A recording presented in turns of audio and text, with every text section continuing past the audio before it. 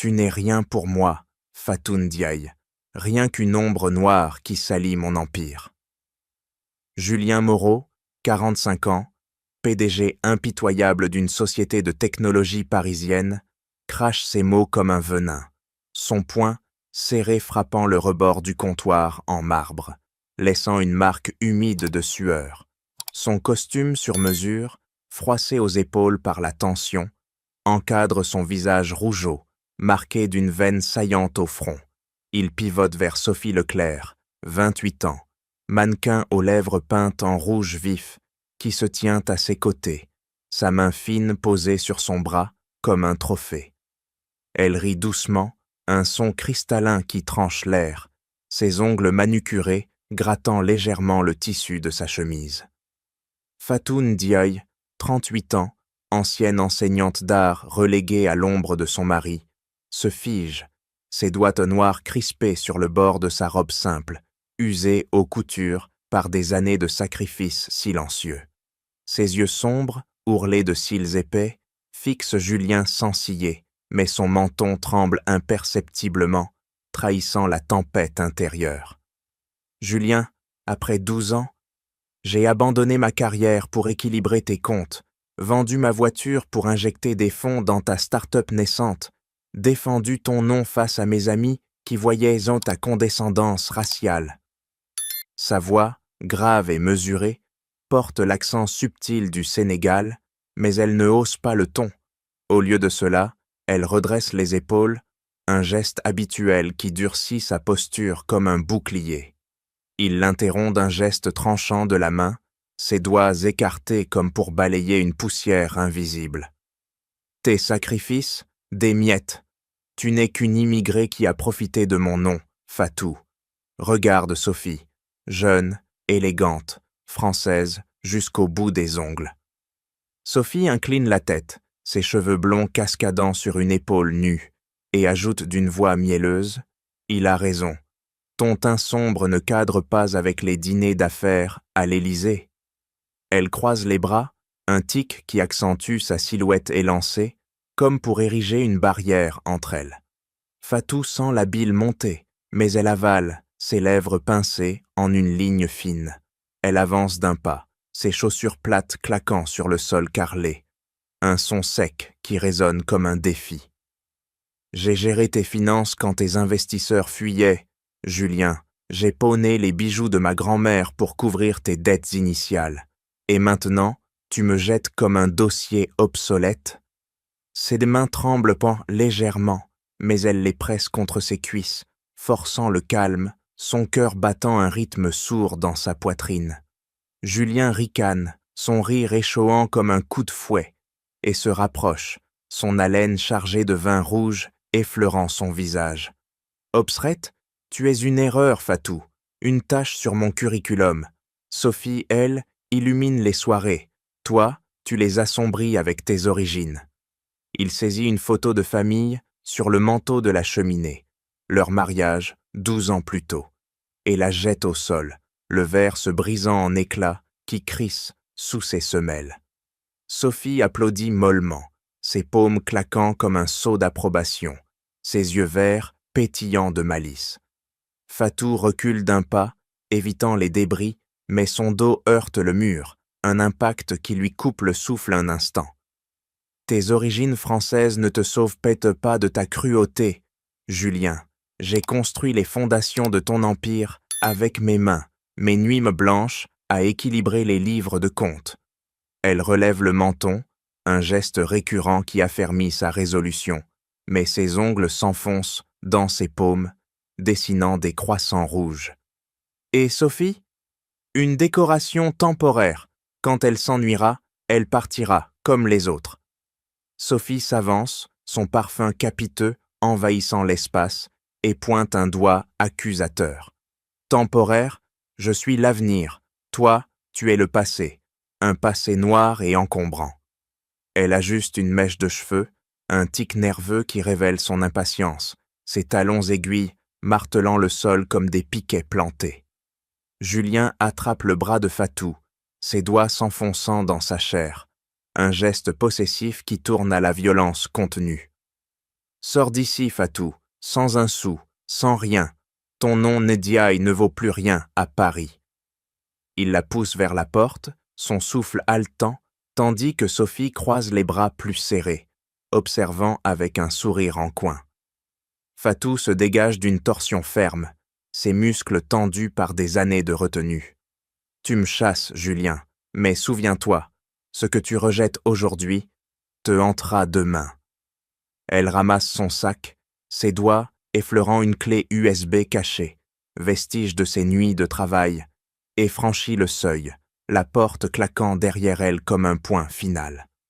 Dehors, l'air froid mord sa peau, mais elle marche droit, son pas régulier, masquant le tremblement intérieur, prête à reconstruire de ses propres forces. Fatou Ndiaye se redressa, son dos quittant le mur froid d'un mouvement fluide, comme si une force invisible la tirait vers le haut. Finalement, ses doigts lâchèrent pour sa paume, laissant des marques rouges qui vacillèrent au rythme rapide de son pouls. « Julien, écoute-moi une dernière fois, » dit-elle d'une voix ferme, tranchante comme un couteau, sans l'ombre d'une supplication.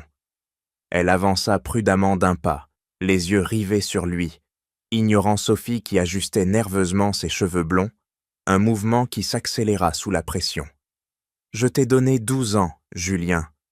12 ans où j'ai abandonné mon poste de professeur d'art pour me plonger dans tes comptes chaotiques, à gérer chaque centime pendant que tu courtisais les investisseurs. » Elle marqua une pause, les lèvres pincées, mais son regard ne vacilla pas. Au contraire, il se durcit, forçant Julien à reculer imperceptiblement, ses poings se desserrant. « J'ai vendu ma voiture, celle que ma famille m'avait offerte à mon arrivée en France, pour financer ta start-up moribonde. Et les bijoux de ma grand-mère, je les ai mis en gage pour rembourser tes dettes quand tes amis français t'ont tourné le dos. » Sophie intervint d'une voix perçante. « Des bijoux ? Probablement des bijoux africains sans valeur. » Elle croisa les bras plus fort, ses ongles s'enfonçant dans sa peau pâle, un geste qui trahissait son insécurité grandissante. Julien hocha la tête, un sourire narquois aux lèvres, mais Fatou l'ignora, poursuivant sa liste comme une accusation implacable. « J'ai supporté tes amis, les regards en coin, les murmures sur ma peau foncée, mon accent sénégalais pour que tu puisses de briller dans leur cercle parisien. J'ai défendu ton nom quand ils t'ont traité de parvenu. J'ai construit notre famille, pierre par pierre. » Julien claqua de nouveau le comptoir, le marbre tremblant sous le choc, mais Fatou ne broncha pas. Elle croisa les bras, imitant inconsciemment le geste de Sophie, mais avec une fermeté qui transforma la mimique en défi. « Et pourquoi ? Alors tu me jettes comme un chiffon, en échange d'une poupée blanche pour flatter ton ego ?» Sa poitrine se souleva, mais elle retint son souffle, expirant lentement, les narines dilatées. « Tu le regretteras, Julien. Un jour, tu verras que ce que tu renies aujourd'hui est le fondement de ton empire. Tu regretteras les fondations que j'ai bâties quand tout le reste s'écroulera. » Il rit, d'un rire rauque qui masqua l'ombre du doute dans son regard, puis se tourna vers Sophie. « Regarde-la, elle se croit toujours importante. » Sophie hocha la tête, les lèvres s'étirant en un rictus méprisant, mais Fatou se retournait déjà, ramassant son sac d'un geste précis, ses doigts effleurant la clé USB cachée dans sa poche intérieure, vestige des nuits blanches de Julien à cause de ses finances. Elle se dirigea vers la porte, ses pas résonnant sur le carrelage, chacun cliquetant comme un clou enfoncé dans leur cercueil de mariage. « Ne viens pas supplier, Fatou, » dit Julien, la voix brisée à la fin, un craquement dissimulé par ses poings serrés. Sophie ajouta « Paris est trop blanc pour toi maintenant. » Fatou s'arrêta devant la porte, tourna brusquement la poignée et se retourna une dernière fois.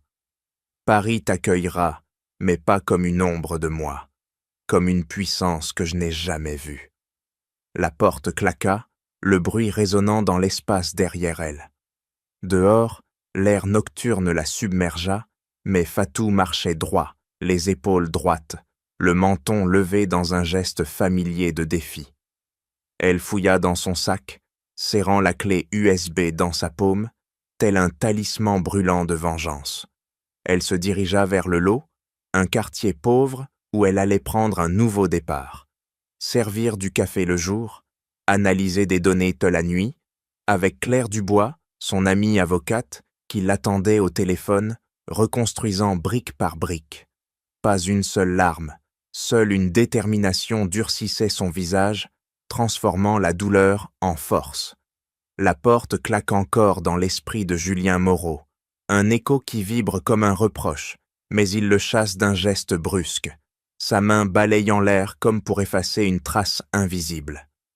Il se tourne vers Sophie Leclerc, ses lèvres s'étirant en un sourire forcé, ses doigts tremblant légèrement, un tic qu'il masque en attrapant une bouteille de vin rouge sur le comptoir.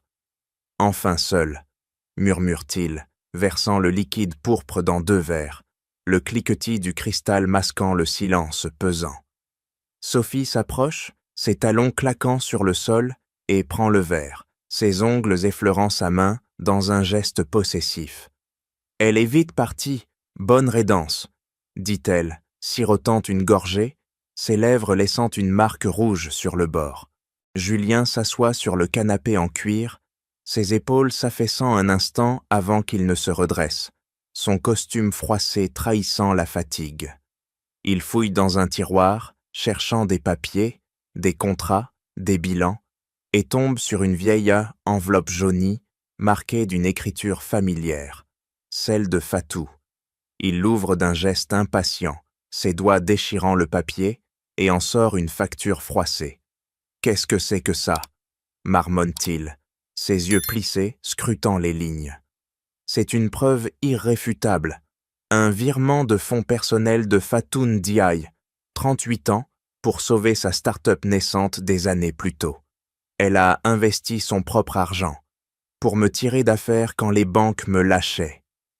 Ses doigts se crispent sur le document, le papier craquant sous la pression, mais il secoue la tête, un rire amer montant de sa gorge. Sophie s'installe à ses côtés, croisant les jambes avec élégance, sa jupe courte remontant légèrement. Et alors, c'était son choix, une immigrée qui voulait s'accrocher. Elle pose une main sur son genou, un geste habituel qui cherche à le distraire, mais Julien repousse le papier dans le tiroir, le claquant avec force. Rien, ça ne change rien. Elle était un poids mort. Il se lève d'un bond, son corps tendu comme un ressort, et attrape son téléphone, tapotant l'écran pour poster une photo. Lui et Sophie, enlacés, avec une légende triomphante. Nouvel horizon, nouvelle vie. Talaro Paris Élite. Le post s'envole sur les réseaux, des likes affluents déjà, des commentaires flatteurs de ses pairs français. Enfin libéré, mais au fond de lui, une ombre fugace qui l'écrase en embrassant Sophie, ses lèvres pressées avec une urgence feinte. Pourtant, le lendemain matin, dans les bureaux de sa société tech à La Défense, Julien sent les fissures. Un appel d'un investisseur. Julien, des rumeurs circulent sur des irrégularités financières passées. Tes comptes étaient-ils solides ? Il raccroche, son poing cognant le bureau en verre, une fêlure minuscule apparaissant sur la surface.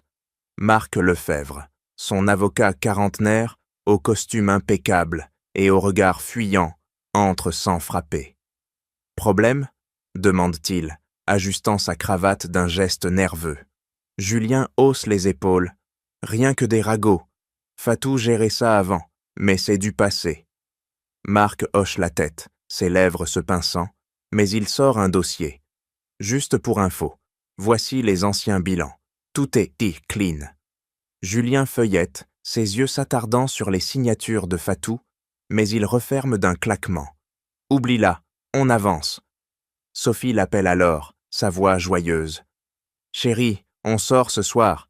Montrons à Paris qui c'est le couple en vue. Julien accepte, postant une autre photo.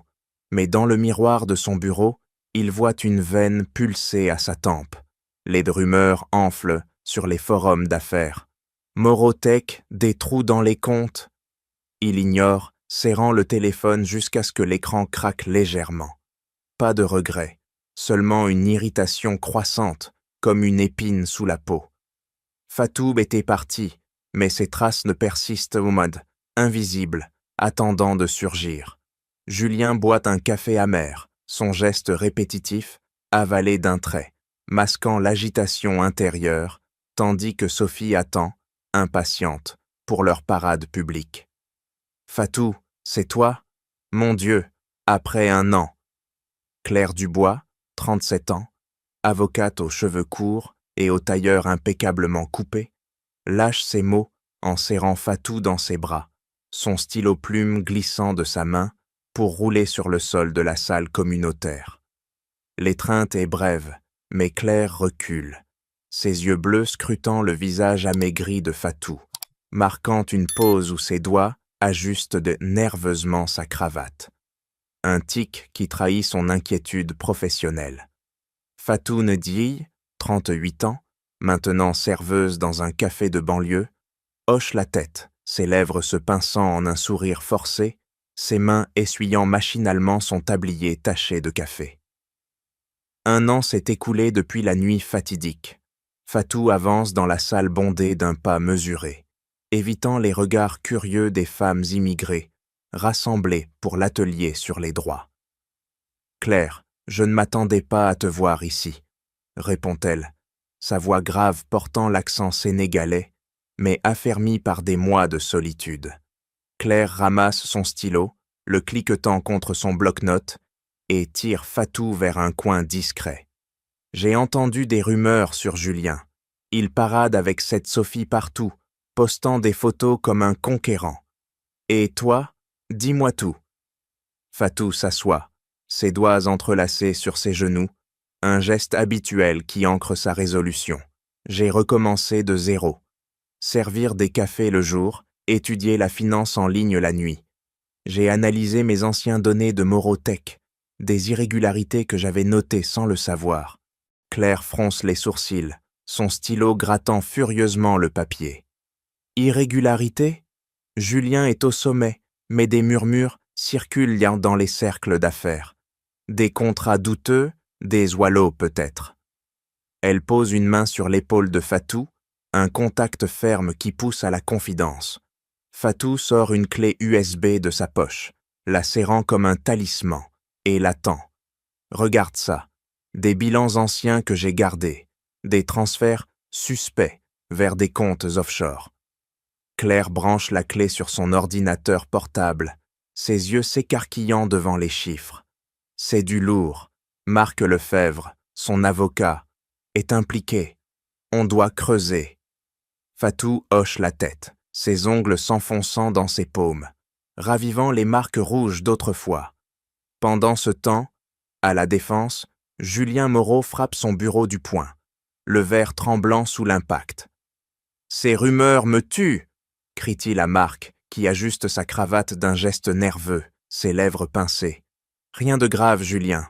On étouffe ça. » Julien se lève, arpentant la pièce, son téléphone vibrant de notifications, une photo de lui et Sophie à un gala, des likes affluents, mais aussi des commentaires acerbes.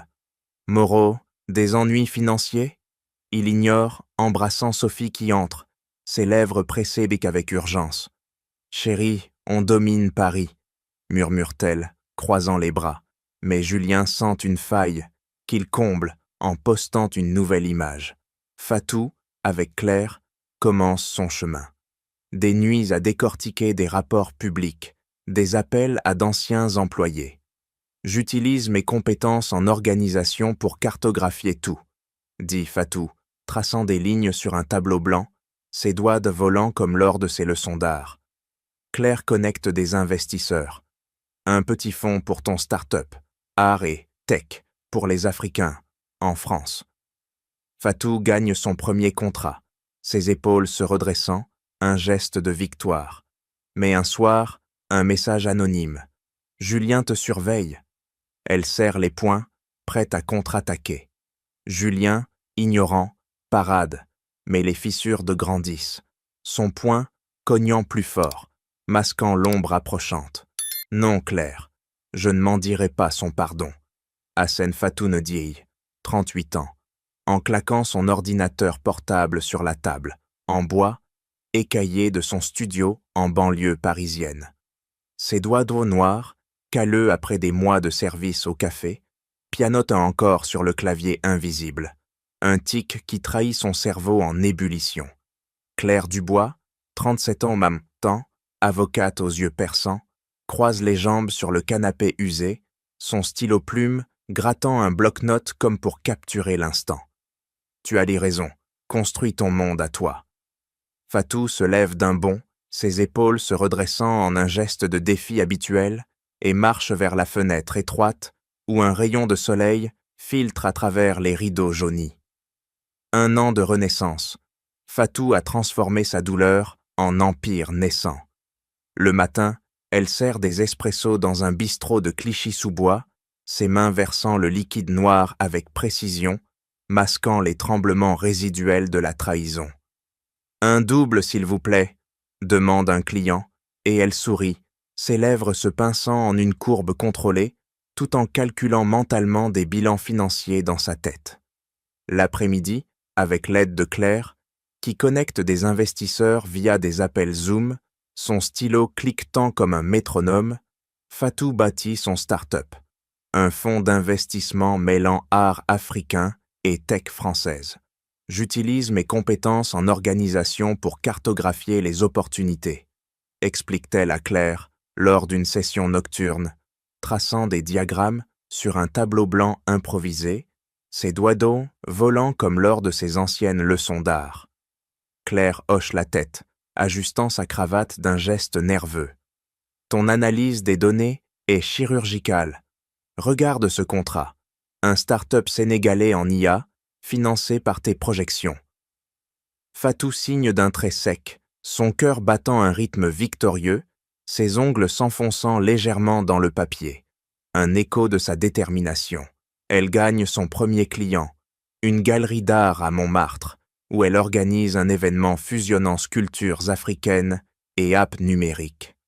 Parfait, murmure un investisseur, serrant sa main, et Fatou sent une chaleur monter qu'elle canalise en redressant le menton, transformant l'euphorie en carburant. Mais les nuits sont dures. Seule devant son écran, Fatou décortique les anciens fichiers de Morotech, ses yeux plissés détectant des anomalies, transferts suspects que Julien ignore. Claire, Marc Lefebvre cache quelque chose, dit-elle lors d'un appel, sa voix tranchante comme une lame. Claire répond, on creuse. Ton intelligence les démasquera. Fatou hoche la tête, ses doigts entrelacés sur ses genoux, un geste qui ancre sa force intérieure. Elle est lisse de d'autres femmes immigrées, des ateliers gratuits sur la finance, où elle distribue des fiches, ses mains guidant les leurs avec patience. Vous pouvez reconstruire, affirme-t-elle, son accent sénégalais résonnant comme un appel à la résilience. Julien, de son côté, parade encore, mais Fatou le sent. Ses posts sur les réseaux, avec Sophie croisant les bras en arrière-plan, masquent des fissures. Un soir, Fatou reçoit un message anonyme. Il te cherche, mais pas pour s'excuser. Elle serre les poings, son start-up grandissant, 2e contrat signé, équipe de 3 femmes d'Adjen recrutées. Claire applaudit. Tu es invincible. Fatou sourit enfin, ses lèvres se détendant, et pivote vers son tableau. Des lignes reliant des noms, des chiffres, vers un objectif, retourner à Paris, non en victime, mais en conquérante. Son monde, un studio exigu, mais empli de plans, où chaque clic sur le clavier forge une arme. Pas de regret, seulement une faim qui durcit ses traits, prête à dévorer l'empire de Julien. Regarde ça, Claire. Un email de Marc Lefebvre à Julien, daté d'il y a 2 ans. Siffle Fatou Dieye, 38 ans, en pointant l'écran de son ordinateur, ses doigts d'homme noirs tambourinant sur la table comme un appel à la guerre. L'email brille d'en rouge, des instructions pour un transfert suspect, masqué sous un contrat fictif.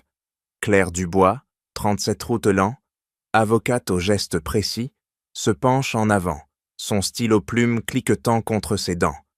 Un tic qui accélère sous l'excitation. C'est la preuve d'une fraude. Wallo pour un appel d'offres gouvernemental. Marc a couvert Julien.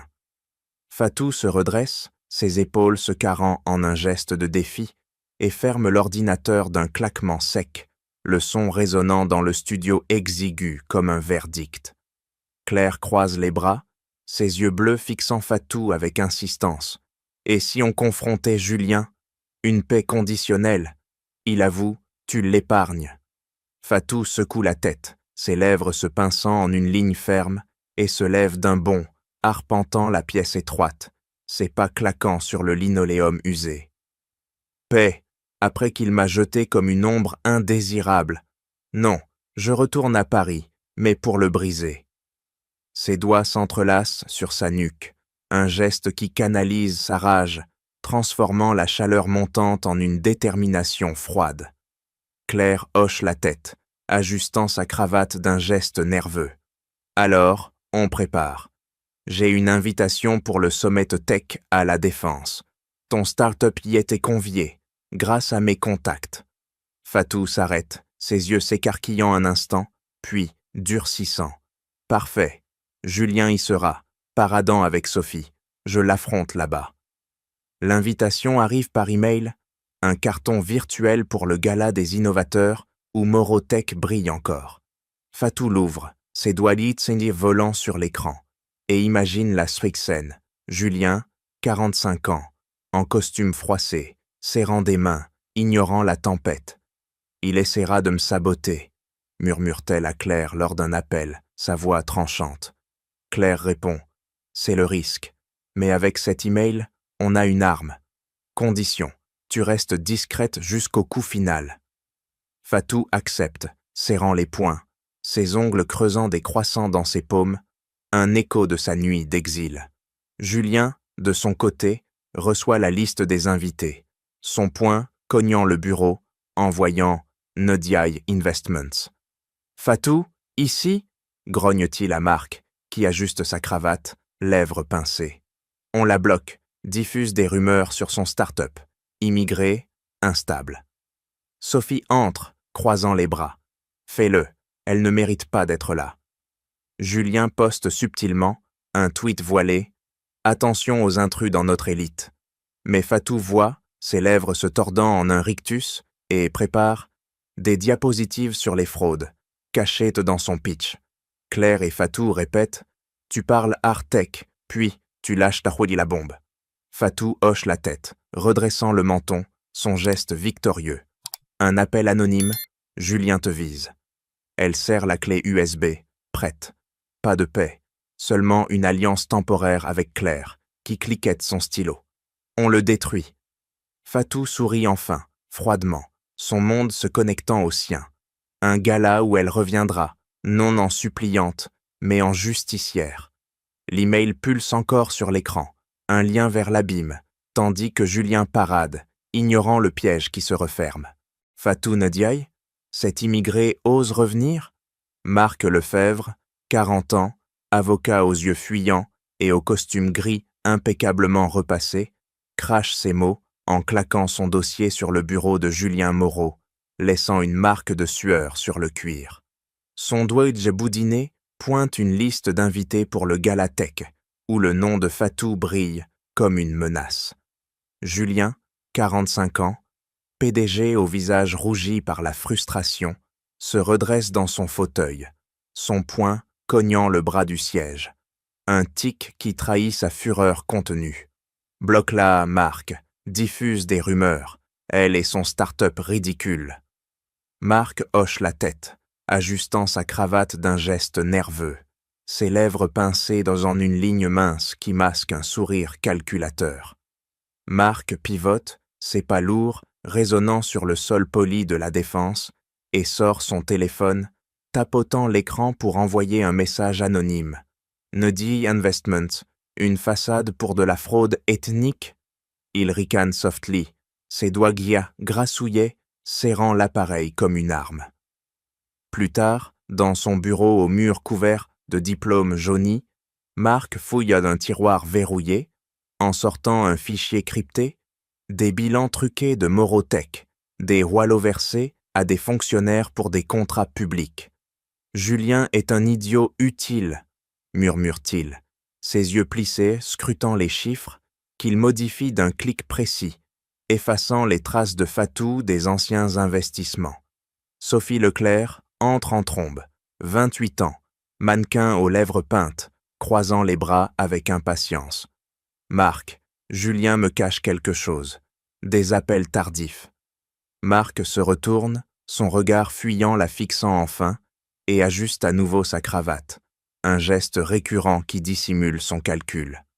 Rien de grave, des affaires. Mais cette Fatou, elle fouine. Sophie fronce les sourcils, ses ongles grattant son bras pâle, un tic nerveux. La noire, elle ose, aide-moi à la briser. Marc sourit, ses lèvres se tordant. Avec plaisir, elle représente tout ce que je hais, l'intrusion des étrangers dans notre élite française. Il tape un email à un contact. Vu Kang Ndiaye pour instabilité raciale. Le message part et Marc serre les poings, imaginant Fatou s'effondrant. De l'autre côté, Fatou sent le piège. Un appel d'un investisseur potentiel qui annule, citant « Rumeur sur vos origines ». Elle serre sa clé USB, ses doigts d'homme noirs, enfonçant les touches de son ordinateur, analysant les flux. Claire, c'est Marc, il orchestre tout. Claire Dubois, 37 l'an, avocate aux gestes vifs, cliquette son stylo. Il était le vrai venin, raciste, cupide, couvrant les fraudes de Julien pour son propre gain. Fatou hoche la tête, redressant le menton en un geste de défi, et trace une ligne sur son tableau. Marc Lefebvre, l'ennemi. Ses yeux sombres durcissent, qu'elle canalise en appelant une ancienne collègue de Morotech. Des preuves sur des wallows. La voix tremble à l'autre bout. Marc m'a menacé. Il hait les noirs comme toi. Marc, ignorant, parade dans un café avec Julien, ajustant sa cravate. Tout est sous contrôle. Fatou ne tiendra pas. Julien acquiesce, son poing cognant la table légèrement, mais Marc sent une ouverture. Il détourne des fonds via un compte offshore, ses doigts d'estier volant sur son téléphone. Sophie, suspicieuse, croise les bras plus fort. « Marc, tu protèges Julien? Ou toi ?» Il rit, un son rauque. « Nous tous, mêlés comme Fatou, dehors. » Son regard fuyant masque la haine profonde, racine de son empire d'ombre. Fatou, de son studio, prépare « Il émerge, Claire, le vrai monstre. » Claire cliquette. On l'abat. Marc serre son dossier, inconscient du filet qui se resserre. Claire, regardez ce virement. 50 000 € sur un compte suisse, déguisés en honoraires de conseil. Siffla Fatou Ndiaye, 38 ans.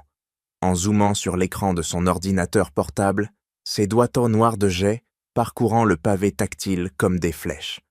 L'email de Marc Lefebvre s'illumina en rouge, preuve irréfutable de fraude.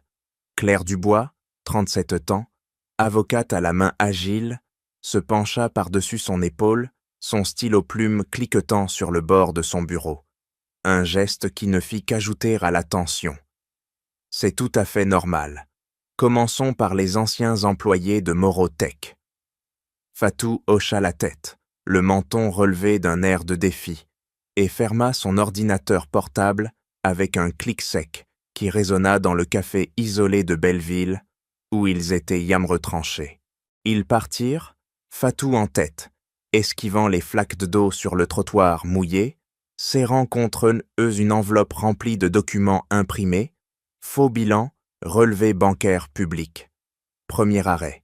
Un bar miteux près de la Défense où les attendait un ancien comptable, un homme bedonnant au regard fuyant. « Marc m'a fait signer de faux papiers », murmura-t-il en sirotant sa bière, les doigts tremblants sur le verre. Fatou se pencha vers lui, le regard noir fixé sur lui. Détails, date, montant.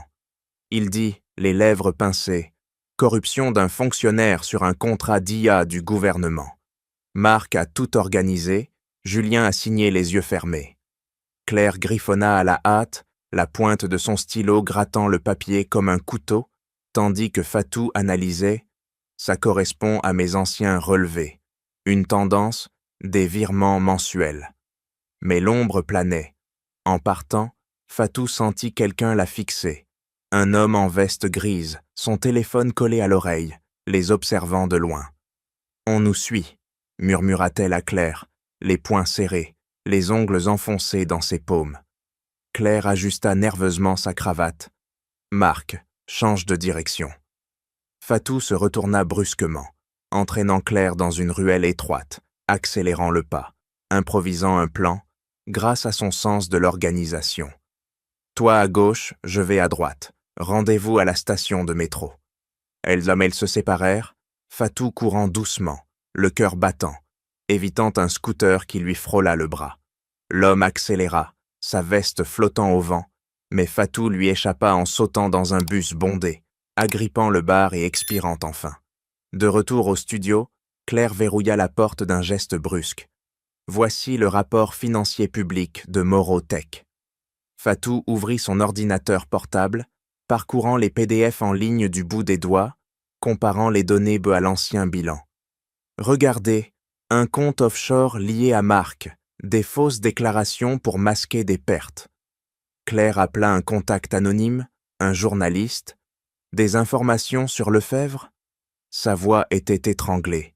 Il était raciste, il déteste les immigrés comme vous, Fatou. Il a intimidé les témoins. Fatou la fusilla du regard, les épaules de droite.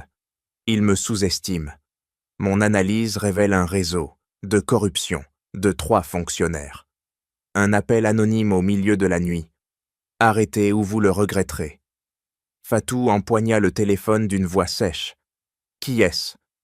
Il y eut un déclic au bout du fil, mais elle suivait l'appel grâce à une application simple, ses compétences techniques affinées par des mois d'études. Le numéro de Marc. Claire claqua son stylo. Dépêchez-vous. Répondez à un autre ancien employé demain. Fatou prépara un dossier, traçant des lignes sur un tableau blanc, ses doigts s'agitant rapidement. Plan B. Si on est suivi, on fera semblant de sortir avec quelqu'un. La tension était à son comble. Fatou pressentait le danger, mais elle le redirigea, transforma la peur en motivation. Julien s'avança de nouveau, l'ignorant, mais Marc resserra le nœud, ses longs doigts ajustant sa cravate, sentant la tension des mailles. Fatou ferma les yeux un instant, expira. On y arrivera. C'est Marc, le cœur pourri de tout ça, s'exclame Fatou Nediye, 38 ans, en claquant son poing sur la table du café anonyme, le bois vibrant sous l'impact, laissant une marque humide de sa paume. L'écran de son ordinateur portable affiche un organigramme improvisé, des lignes rouges reliant Marc Lefebvre à des comptes offshore, des Oalo à des fonctionnaires.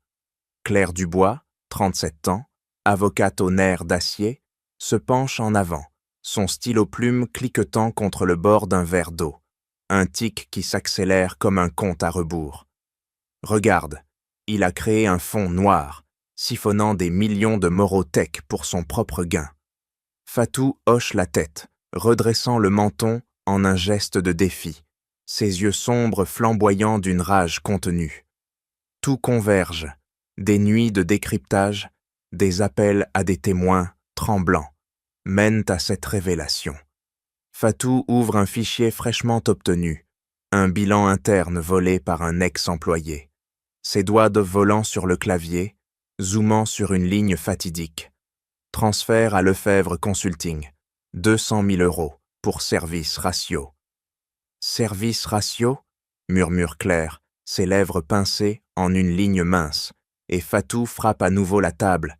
Il a exploité le racisme pour me évincer, vu con comme immigré instable, pour effacer mes hautes traces dans les comptes, me priver de tout crédit. Ses ongles s'enfoncent dans ses paumes, creusant des croissants rouges, un écho de sa nuit d'exil, transformant la douleur en une lame affûtée. Claire croise les bras, ajustant sa cravate d'un geste nerveux. Et Julien, il a profité sans savoir? Fatou ricane, un son amer qui tranche l'air. Il savait assez pour signer. Marc l'a manipulé, mais Julien a fermé les yeux, trop occupé à parader avec Sophie. Elle pivote l'écran, montrant un post récent. Julien et Sophie, enlacés à un gala, légende triomphante. Pendant que Marc détournait pour des yachts et des pots de vin, Julien me traitait de tache noire. Claire note furieusement, son stylo grattant comme une accusation, le crime, fraude massive, masquée par du racisme institutionnel. Marc haïssait tes origines, les utilisant pour justifier l'éviction. Pas française assez pour les bilans. Fatou se lève d'un bond, arpentant l'espace confiné, ses pas claquant sur le sol irrégulier. Tout s'emboîte, les Wallo à des fonctionnaires pour des contrats IA, les fausses rapports pour cacher les pertes. Marc s'enrichissait, Julien brillait, et moi, jeté comme un déchet. Ses épaules se tendent, qu'elle relâche en expirant lentement, canalisant la fureur en plan. Claire cliquette son stylo plus fort. La trahison ultime. Marc a effacé tes investissements initiaux, les attribuant à Julien pour gonfler son ego. Fatou s'arrête, ses yeux plissés fixant un point invisible. Et le racisme, son arme. Il murmurait à Julien, elle salit l'image française pour justifier tout. Un appel entrant, un témoin anonyme, voix étouffée, Marc m'a menacé. Les Noirs comme elles n'ont pas leur place. Fatou serre le téléphone, ses doigts blanchissants aux de jointure. Preuve de plus. Claire hoche la tête. On a le noyau, crime passé, trahison présente. Fatou range ses notes d'un geste sec, ses lèvres se tordant en un rictus déterminé. Julien s'effondre sans le savoir, son empire pourri de l'intérieur. Claire ajuste sa cravate. Prochain coup, le gala. On expose. Fatou acquiesce, redressant les épaules, transformant la révélation en munition. Marc, dans son bureau, ajuste sa cravate nerveusement, ignorant la bombe qui tic-tac. Julien poste une autre photo, inconscient, tandis que Sophie croise les bras plus fort, sentant l'ombre. Fatou expire. La vérité explose maintenant. Tu oses venir ici, sale immigré? Marc Lefebvre, 40 ans, avocat aux yeux injectés de rage, bondit de son fauteuil, son poing cognant le bureau en acajou, laissant une fêlure invisible sur le bois poli. Fatou Nodille, 38 ans, se tient droite dans l'encadrement de la porte de son bureau, à la défense, ses doigts serrés sur son téléphone dissimulé dans sa poche, un enregistreur activé en silence. Marc avance, son costume gris froissé aux manches, ajustant sa cravate d'un geste convulsif, ses lèvres pincées en une grimace haineuse. « Sors, ou j'appelle la sécurité. » Fatou ne recule pas. Elle ferme la porte d'un claquement sec, le bruit résonnant comme un piège qui se referme. « Marc, parlons. Je sais pour les swallows, les fonds noirs. » Ses yeux sombres le transpercent, redressant le menton en un geste de défi, sa voix grave coupant l'air comme une lame. Marc rit, un son rauque qui masque une panique fugace, et se rapproche, son haleine chargée d'alcool effleurant son visage. « C'est-y tu, prouve-le, Ndiaye. Julien t'a jeté parce que tu salis tout, ta peau noire, ton accent sénégalais. » Il pointe un doigt de boudiné, le pressant contre son épaule, un geste qui la pousse contre le mur. Fatou sent la pression, mais elle pivote légèrement, ses doigts effleurant le téléphone dans sa poche, l'enregistrement capturant chaque mot. « Je pourrais t'aider, Marc, dis-m'en plus, et je disparais. » Sa voix baisse, feignant la soumission, mais ses ongles s'enfoncent dans ses paumes, canalisant la fureur en ruse. Marc hésite, ajustant à nouveau sa cravate, un tic qui trahit son calcul, et s'assoit, invitant d'un geste moqueur. « Aider? Toi? Assieds-toi » Fatou obéit, croisant les jambes, avec calme, son cœur battant un rythme sourd qu'elle masque en expirant lentement. Les détransferts. pour des fonctionnaires corrompus, pour gagner les contrats IA. Lâche Marc, ses lèvres se tordant en un rictus, convaincu de sa supériorité. Julien signe, je gère. Et toi? Effacé parce que racial, pas française assez pour les bilans. Il rit, ses doigts d'homme tambourinant le bureau, révélant plus.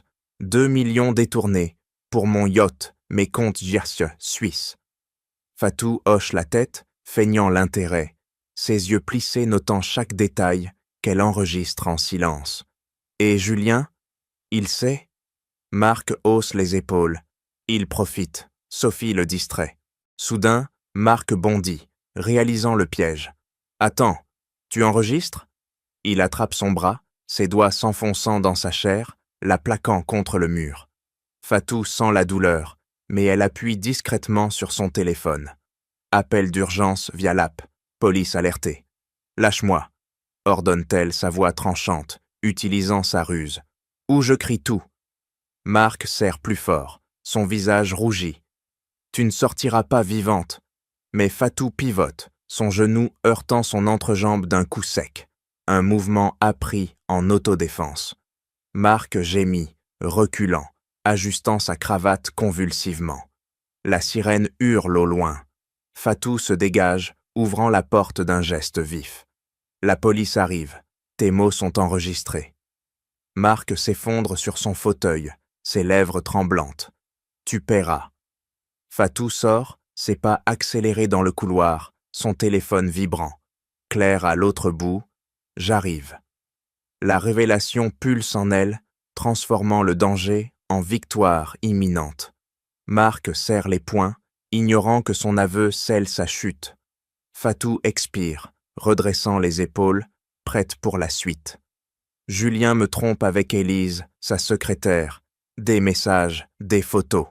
Siffle Sophie Leclerc, 28 ans, en claquant son téléphone sur la table d'un café discret à Montparnasse.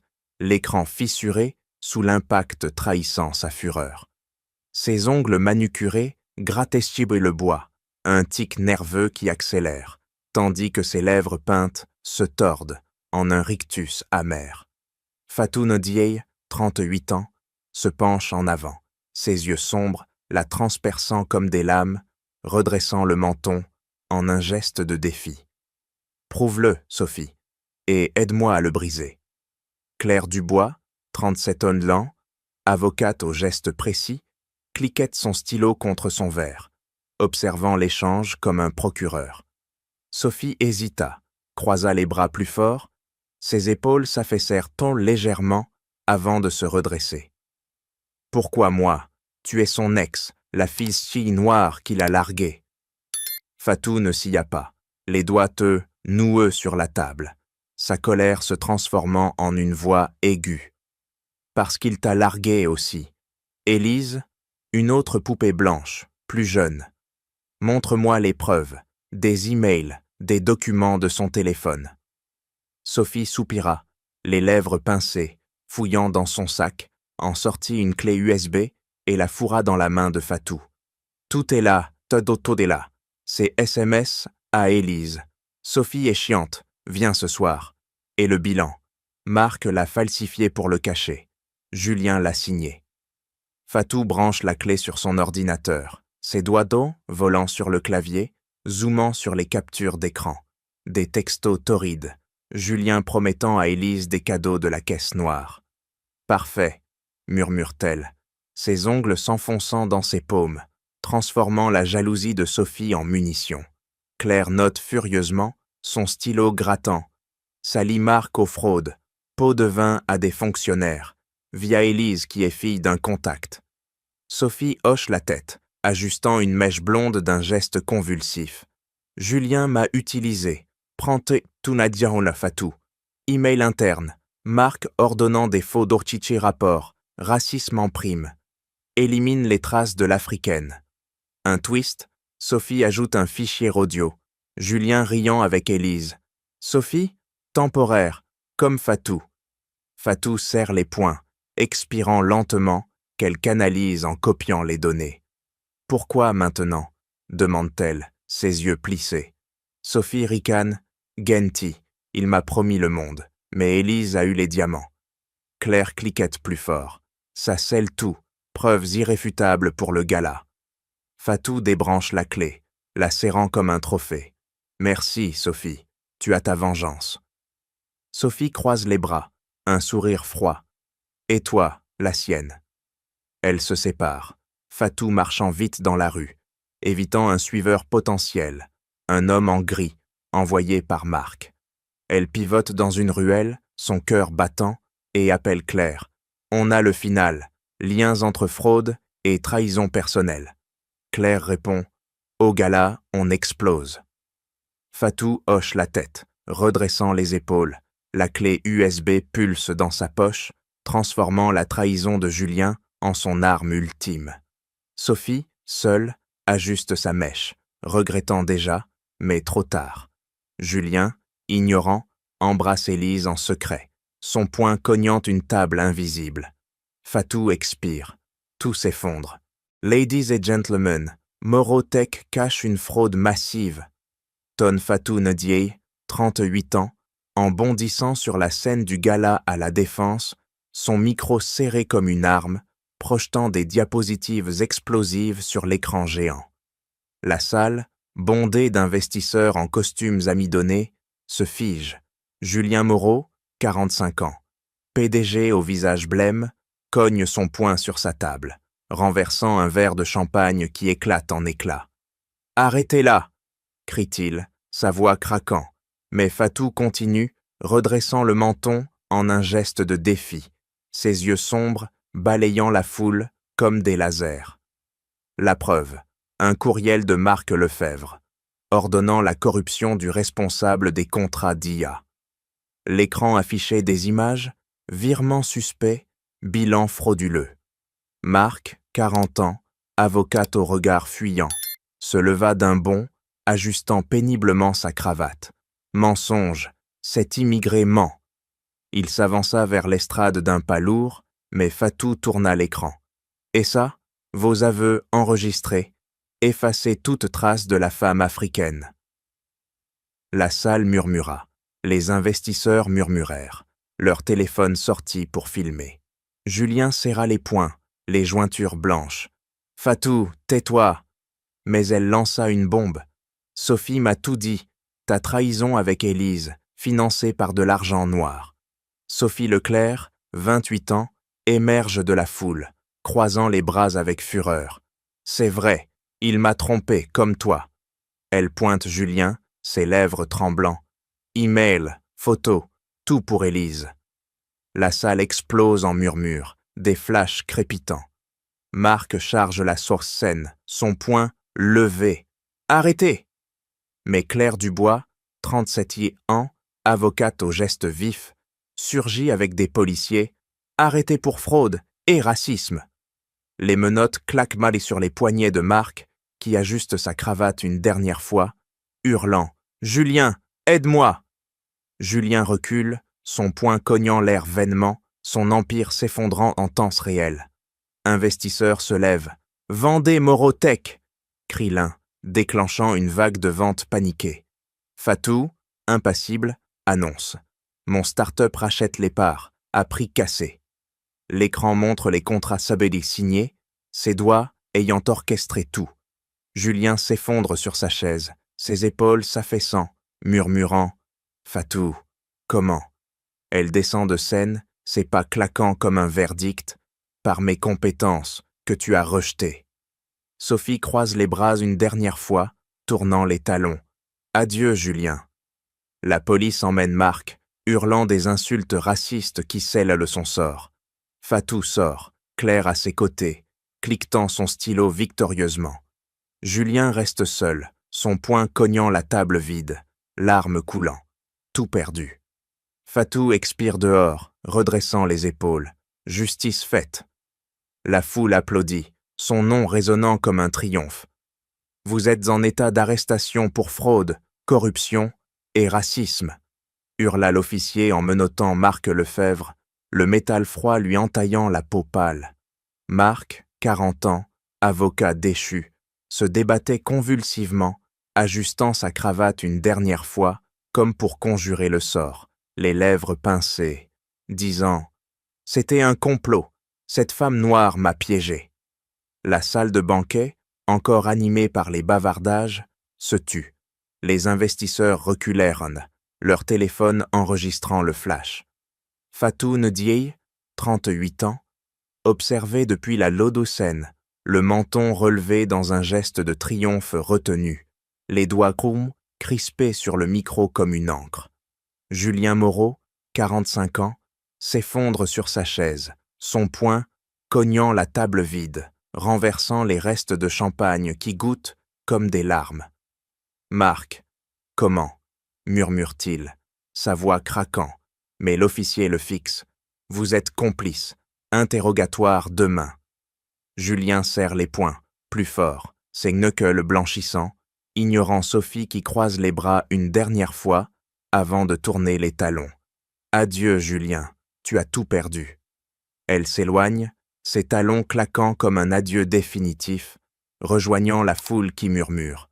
Moreau Tech s'effondre. Fatou descend de scène, ses pas mesurés traversant la salle, Claire Dubois, à ses côtés, cliquetant son stylo victorieusement. Les preuves sont irréfutables, bilan truqué, enregistrement, témoignage de Sophie. Un investisseur s'approche, serrant la main de Fatou. « Votre start-up rachète, à quel prix ?» Elle répond, voix tranchante. « Le juste, tout. » Les contrats circulent, signature, hâtive. Morotech tombe entre ses mains, les actions vendues en panique. Julien perdant son empire en minutes. Marc est traîné dehors, hurlant des insultes racistes qui scellent son sort. Les Comelles ruinent la France. Les policiers le poussent dans la voiture, sirène hurlante. Nœud se dénoue. Sophie, libre, croise Fatou dehors, un hochement de tête mutuel. Alliance rompue, mais vengeance accomplie. Julien, seul dans la salle vide, cogne son poing une dernière fois, larmes coulant. Fatou, j'ai tout perdu. Elle ne regarde pas en arrière, expirant lentement, transformant la victoire en calme. Claire serre son épaule, justice faite. Fatou hoche la tête, ses doigts relâchant enfin, les croissants rouges s'estompant. Marc en cellule, Julien ruiné, tout résolu, son monde à elle naissant des cendres. Nous lançons le fond aujourd'hui, déclare Fatou Ndiaye, 38 ans, en claquant son poing sur le podium d'une salle communautaire à Clichy-sous-Bois, le bois vibrant sous l'impact, marquant le début d'une ère nouvelle. Devant elle, une foule de femmes immigrées, yeux brillants, mains jointes, applaudit, leur voix résonnant comme un chœur de résilience. Fatou redresse le menton en un geste de triomphe, ses doigts serrés sur un dossier. Ndiaye Investment élargi, soutien aux startups afro-françaises contre le racisme et la fraude. Claire Dubois, 37 ans, avocate aux gestes affirmés, cliquette son stylo à ses côtés. Ton action répare tout. Des semaines après le gala, Fatou transforme la chute de Julien en fondation. Elle vend les actifs rachetés de Morotech, injectant les millions dans un fonds philanthropique. « Pas pour moi seule », dit-elle à Claire lors d'une réunion, traçant des lignes sur un tableau blanc, ses doigts volant comme des flèches. Pour elle, atelier de financiers, bourse pour femmes noires en tech. Claire hoche la tête, ajustant sa cravate. C'est massif. Des partenariats avec des ONG, des conférences anti-discrimination. Fatou signe un chèque d'un trait sec, ses ongles effleurant le papier. Premier don, 1 million pour des formations à Paris. Julien, ruiné, cogne son poing sur une table vide dans un appartement modeste, larmes coulant. Fatou, j'ai tout perdu. Il voit les nouvelles. Ndiaye lance un fonds contre le racisme et murmure. Trop tard pour regretter. Sophie, partie avec un nouveau riche, croise les bras en lisant « Elle a la gagnée ». Marc, en prison, ajuste une cravate imaginaire, hurlant dans le vide. Fatou agit grand, un gala de charité, où elle invite des investisseurs repentants. « Nous reconstruisons », annonce-t-elle, micro en main, ses épaules redressées. Des femmes montent sur ce scène, témoignant. Grâce à Fatou, j'ai lancé mon nappe. Applaudissements fusent, Fatou serrant des mains, canalisant sa victoire en espoir collectif. Claire cliquette, ton empire guérit. Fatou expire, souriant enfin. Pas de vengeance, du pouvoir partagé. Le fonds grandit, partenariat avec des écoles, campagne anti-racisme. Fatou visite un atelier, guidant une jeune Sénégalaise. Analyse comme ça, ses doigts dits démontrant sur un écran. La fille hoche la tête, yeux émerveillés. Julien, anonyme, lit un article. Ndiaye change Paris. Il serre les poings, mais baisse la tête. Leçon apprise trop tard. Fatou, seul un soir, trace un nouveau plan. Expansion en Afrique. Claire appelle. Prête pour plus? Fatou hoche la tête. Toujours. Son action. Un legs d'espoir effaçant les ombres du passé. Nous avons gagné, déclare Fatou Ndiaye, 38 ans, en claquant son poing sur le podium d'une salle communautaire bondée à Paris, le bois vibrant sous l'impact, marquant la fin d'une ère de douleur. La foule, femmes immigrées, investisseurs repentants, applaudit, leurs mains claquant comme un tonnerre libérateur. Fatou redresse le menton en un geste de triomphe définitif, ses yeux sombres balayant les visages, ses doigts serrés sur un dossier de projet. Ndiaye Investment n'est plus un start-up, c'est un empire pour nous toutes. Claire Dubois, 37 ans, avocate aux gestes affirmés, cliquette son stylo à ses côtés. Ton legs commence ici. Des mois après le gala, Fatou transforme les ruines de Julien en un phare d'espoir. Le fonds élargi finance des start-ups afro-françaises, des ateliers contre le racisme. « Regardez », dit-elle à un groupe de jeunes femmes, traçant des lignes sur un tableau blanc, ses doigts d'eau volant comme des flèches. Analyse financière, organisation, c'est votre pouvoir. Une apprentie, yeux émerveillés, serre sa main. Grâce à vous, je lance mon nappe. Fatou hoche la tête, ses lèvres se détendant en un sourire rare, canalisant sa victoire en guidance.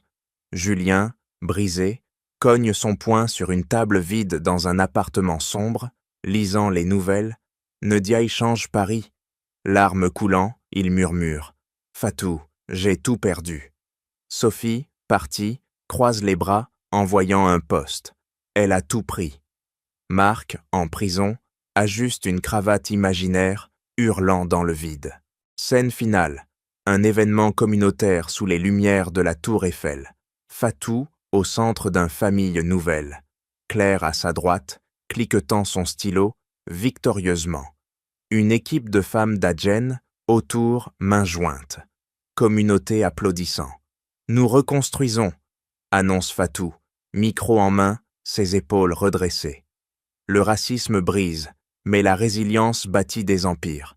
Julien a rejeté ma peau noire, ma force. Il a perdu. Vous, nous, gagnons par l'unité, les compétences partagées. Applaudissements fusent, Fatou serrant des mains, expirant lentement, transformant le passé en avenir. Claire serre son épaule, ton message résonne. Fatou sourit, vrai cette fois. La leçon, ne sous-estimez jamais ceux que vous rejetez. Ils reviennent, prennent tout et construisent un mieux. La foule scande son nom. Fatou pivotant vers l'horizon, ses pas menant à de nouveaux défis. Julien, seul, baisse la tête. Trop tard. Fatou expire. Avenir frais, pour nous toutes. En conclusion, cette honnête histoire de Fatou Ndiaye nous rappelle une leçon puissante. La trahison, le racisme et l'arrogance finissent toujours par se retourner contre ceux qui les pratiquent. En rejetant sa femme noire avec cruauté, le milliardaire Julien a sous-estimé la force de la résilience et de la détermination. Fatou, par son intelligence, son courage et l'aide précieuse de son amie Claire, a non seulement survécu, mais a reconstruit un empire plus solide, prouvant que la justice triomphe lorsque l'on transforme l'humiliation en action. N'oubliez pas, ceux que l'on méprise aujourd'hui peuvent donc devenir les maîtres de demain, et la solidarité féminine brise les chaînes de l'injustice. Maintenant, à vous la parole. Partagez dans les commentaires vos réflexions sur cette histoire. Avez-vous vécu une expérience similaire de trahison ou de renaissance? Quelles leçons en tirez-vous? Vos témoignages enrichissent notre communauté et inspirent d'autres. Merci infiniment d'avoir suivi cet récit jusqu'au bout.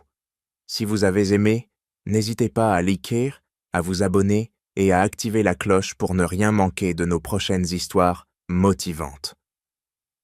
À bientôt pour de nouvelles aventures. Au revoir.